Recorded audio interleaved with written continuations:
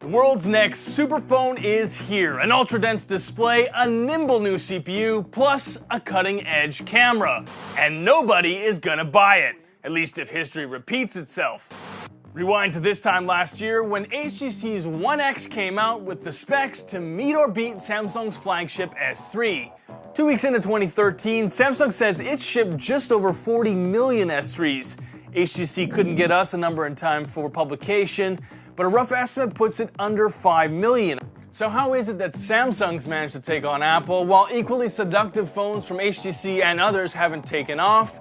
Well, one, size matters. Samsung's integrated business gives it cheaper, faster access to the latest and greatest components.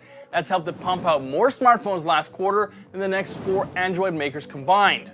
2, wheeling and dealing. The Samsung S3 came out across 5 carriers in the US simultaneously with several hundred globally. That's distribution muscle that HTC hasn't been able to match. Number 3, laying down the law. Apple and Samsung have gone blow for blow in the courts with a win some, lose some record.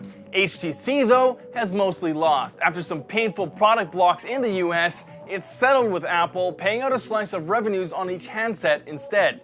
Number 4, marketing. Now this is Samsung's dirty little secret. Both it and Apple have far healthier profit margins than HTC, but Samsung's would be even higher than this if it didn't splash out so much on marketing. It's got these really high SG&A costs, basically the money spent on selling.